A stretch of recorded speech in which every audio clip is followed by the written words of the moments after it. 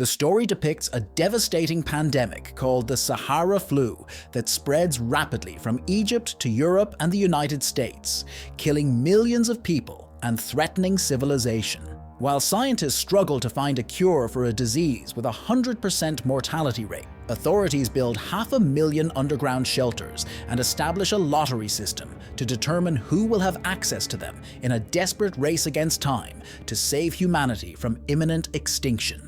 The story jumps to years after the pandemic. We see a group of 7 people who survived living in individual shelters underground, connected through a video system called Domain. Each person has a nickname based on American cities: Phoenix, Denver, Atlanta, Boston, Chicago, Houston, and Orlando. Each hideout was made for only one person, and the only way to talk to other people was through a computer system that allowed video calls with groups of up to 7 people at the same time. Food arrived as a powder full of vitamins that had everything the body needed to function well. The artificial light mimicked how the sun worked during day and night to help people sleep properly. A bicycle that everyone used every day not only kept the body in shape, but also created energy to make the shelter function. Hey! What would you do if you discovered that your entire life was a big lie and that you've been participating in a psychological experiment for years without knowing it? The movie I'm going to summarize is called Domain.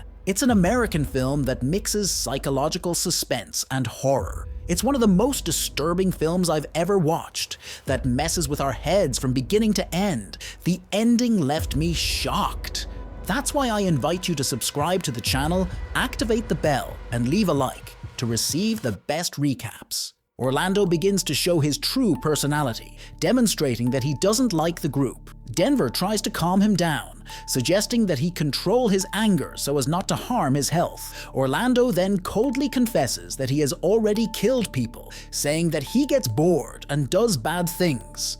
This confession leaves the group in total shock.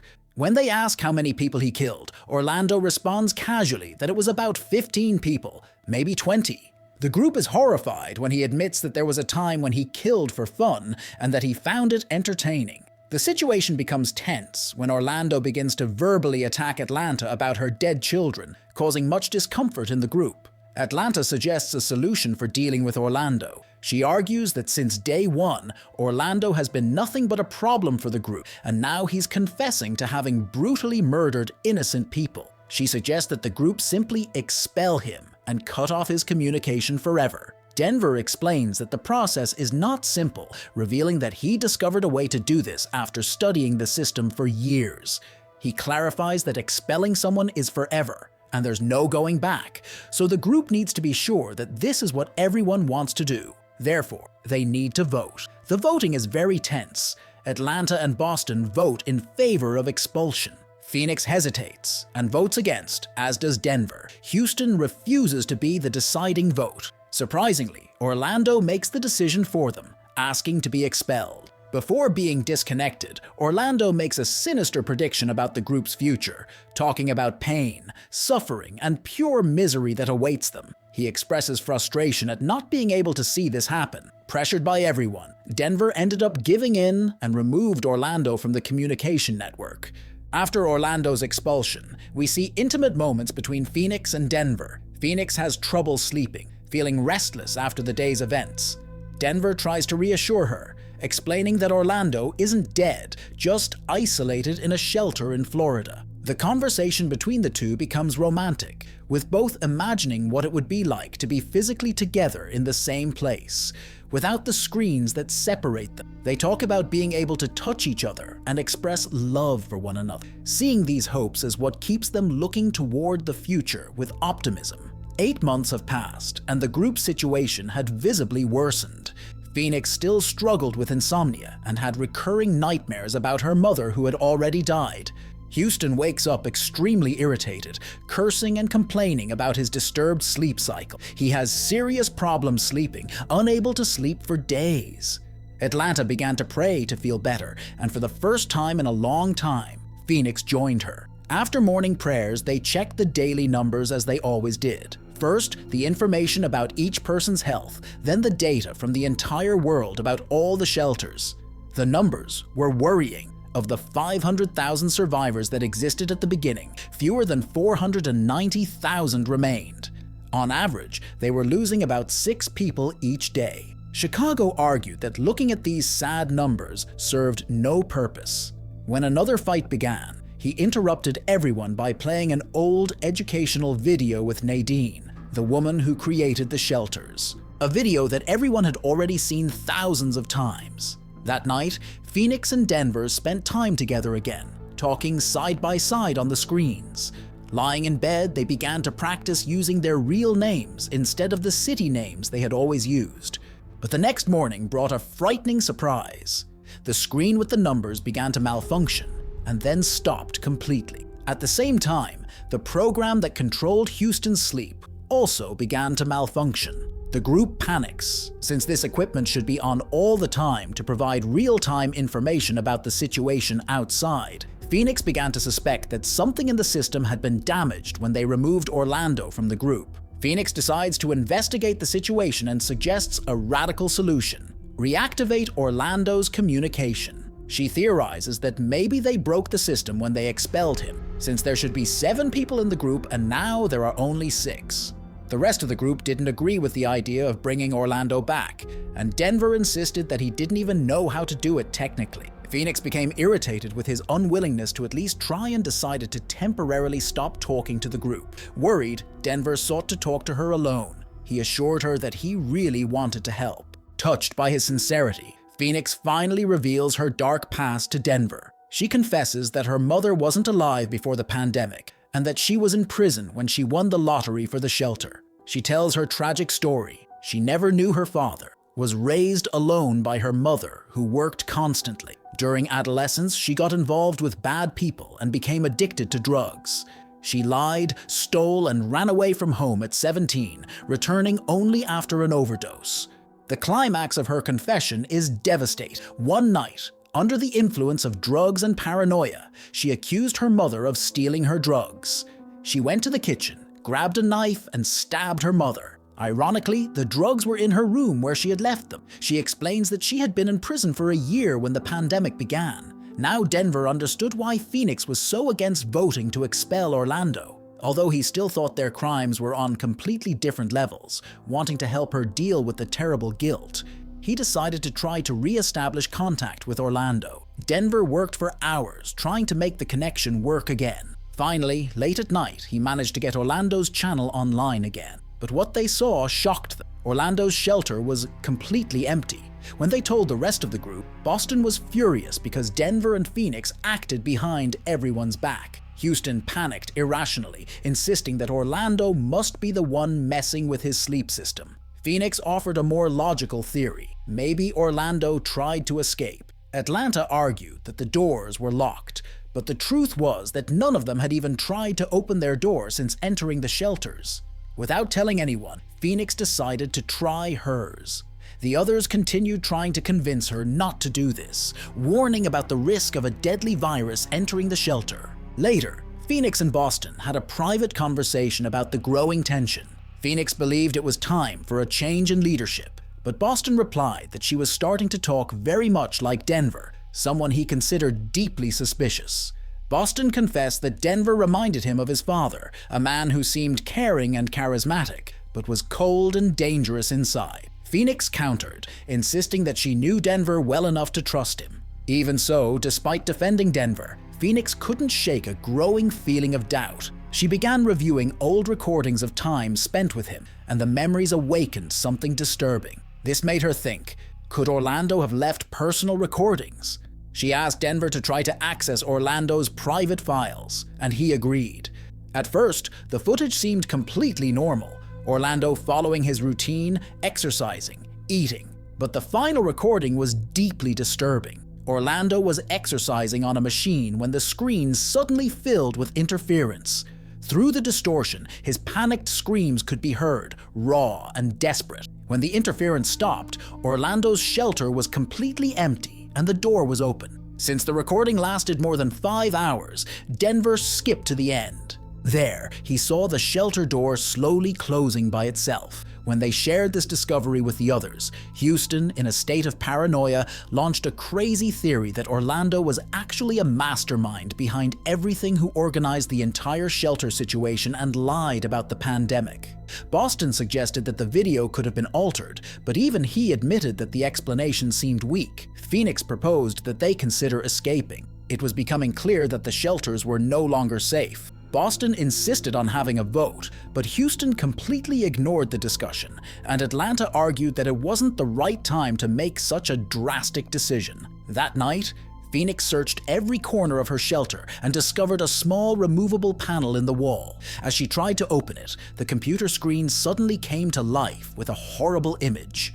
Houston was banging his head against the wall repeatedly, then began laughing maniacally while having a complete breakdown. In the middle of the room, a shadowy figure appeared on the screen just before the signal cut to interference. A few seconds later, the signal returned, but Houston's shelter was now empty. After Houston's disappearance, even Boston, who doubted everything, was forced to admit that they were no longer safe. Phoenix confided her fears to Denver, then tried to sleep, only to be haunted by a nightmare of someone invading her shelter. When she woke up, she realized she wasn't alone.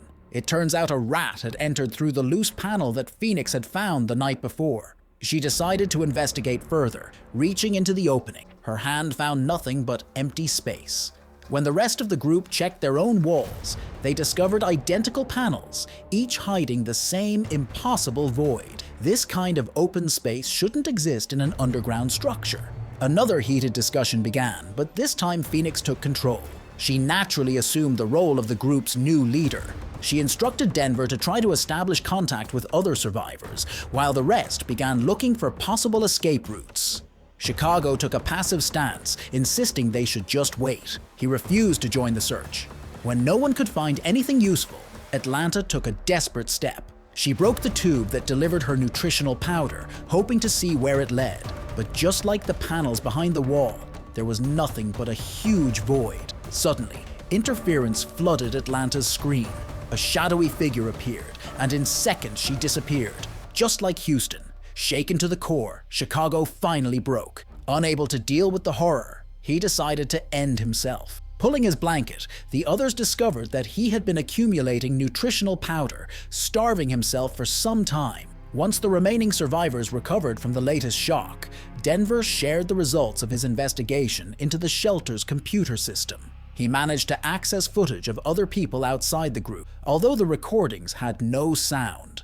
Most residents in the other shelters seemed relatively normal, but many, like Chicago, were clearly struggling to cope with prolonged isolation. But the most shocking discovery was this.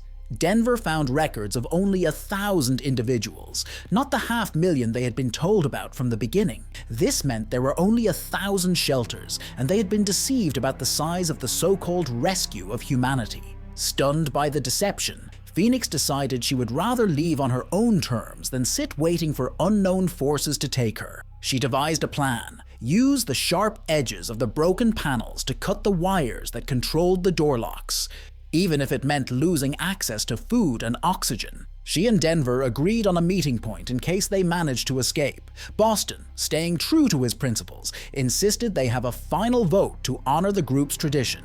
With their minds made up, all three cut the wires at the same time. Alarms immediately went off, but the doors began to open. A staircase was revealed, but it led to a dead end. For a moment, they feared it was a trap. Then they realized that the wall at the top of the stairs was another hidden door. When they opened it, a long corridor stretched before them. It became clear that they were all inside the same building, and their shelters were positioned right next to each other. Phoenix and Denver shared their first kiss, and the three began to explore. Each door in the corridor led to another identical shelter. Eventually, they found an exit to the terrace, and what they saw left them speechless. The building stood in the middle of a fully functional city. The streets teemed with life. People walked, drove, shopped. The world outside seemed perfectly normal, as if the pandemic had never happened. At the building's only exit, 2 security guards stood watch. Boston, in a moment of altruistic courage, distracted them to give his friends a chance to escape. But Phoenix wasn't ready to leave. Not without answers. She and Denver snuck into the building's administrative wing, full of elegant offices and files. While Phoenix rummaged through stacks of documents, Denver saw a wall covered with photographs. All the people from their group. That's when someone caught them. It was Nadine, the creator of the shelters.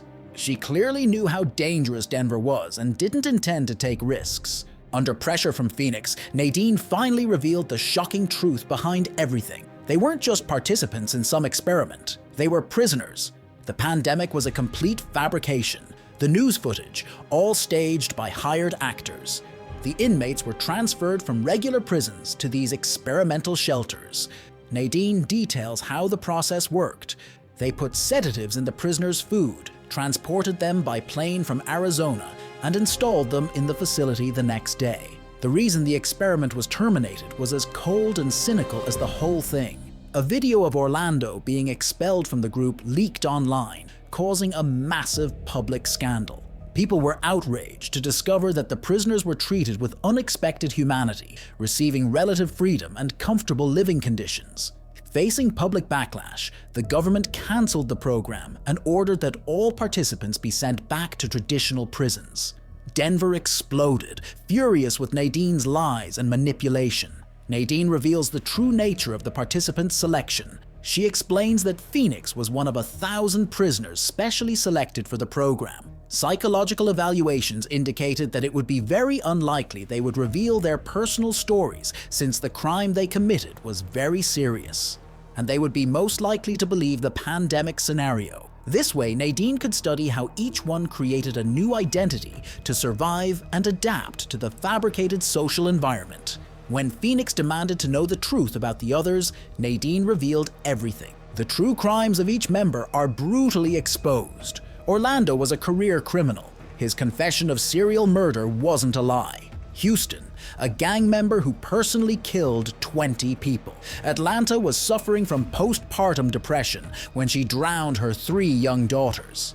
Chicago was a male escort and drug addict when he murdered numerous men who paid to be intimate with him, stealing money and jewelry. Boston robbed a bank with his 2 brothers and then, during the division of the stolen money, murdered both of them. The most shocking revelation is about Denver, who stalked and murdered 11 women he met on various dating sites. Phoenix recoiled in horror, shattered to discover the truth about those she once called friends.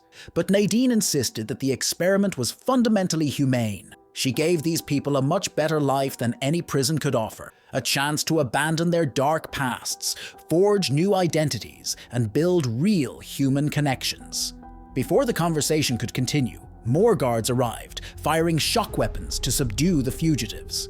Phoenix fainted. She awoke in her shelter to find a shadowy figure approaching, but it was just another dream. When she finally woke up for real, she was handcuffed to a chair next to Denver. Their conversation was tense. Phoenix admitted that she couldn't believe she trusted him. Denver insisted that his feelings were real and coldly added that he loved her as much as his victims.